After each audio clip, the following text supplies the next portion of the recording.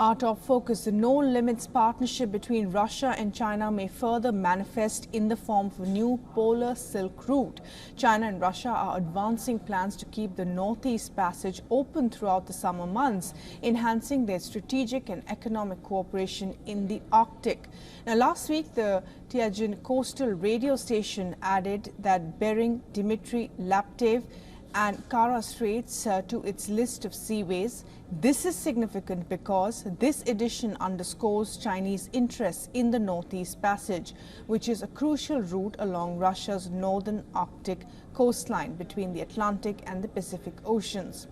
In the past decade, Chinese vessels have increasingly utilized this once icebound passage as global warming extends the summer season, improving navigation.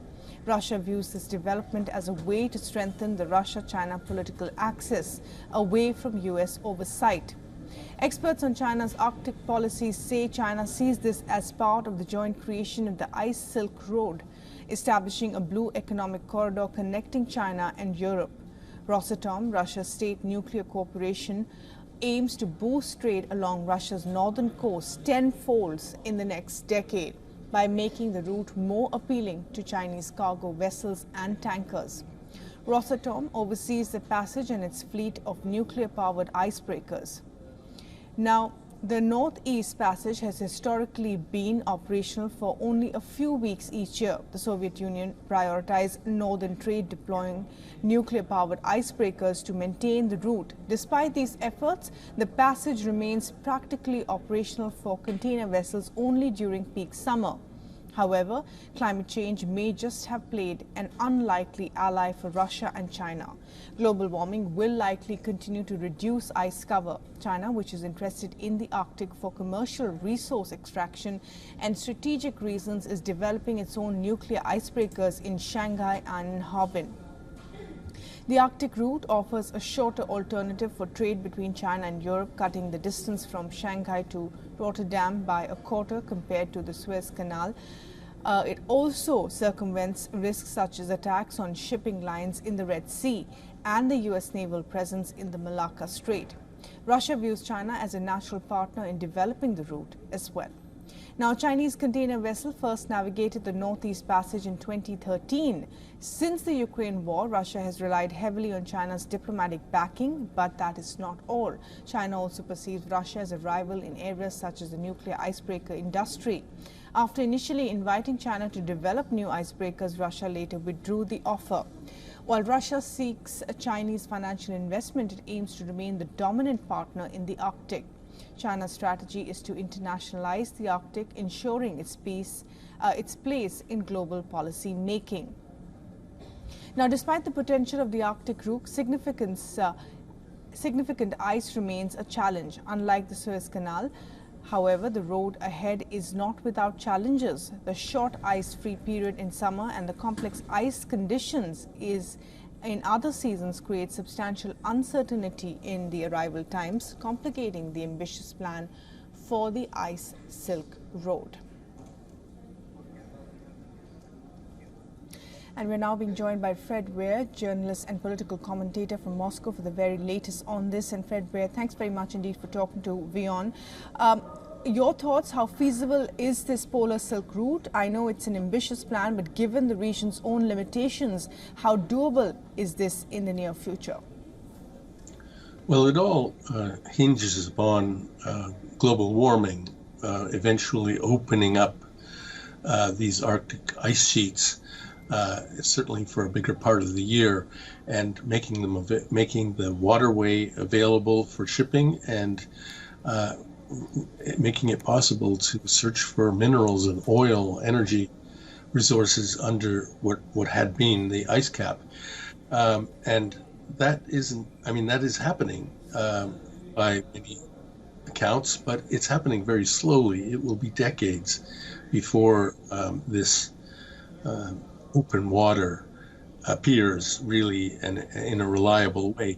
Even now, Russia is building giant new icebreakers for the summer season because shipping that goes through that Northeast Passage still requires to be escorted by a big icebreaker to get it through difficult patches. that's one big problem or obstacle, I mean, in the short term. But another one is the geopolitical situation, which is making it much, much harder for both Russia and China to develop their ties with the wider world, because that's what China wants from the Northeast Passage. It doesn't just want to use that passage, it wants to strengthen its Silk Road project, its Belt and Road initiative throughout the world and throughout the northern part of the world. And increasingly other countries of the Arctic are shutting China down, refusing Chinese investment. So that makes this project less appealing. Right. And how does this really compare to other economic corridors and routes such as the IMEC or even the extension of the CPEC? Well, there are several alternatives in development. For instance, there is the North-South corridor, which would, from seaports in southern Iran, go right up, enable cargoes to be shipped by train all the way to the Russian east-west rail network.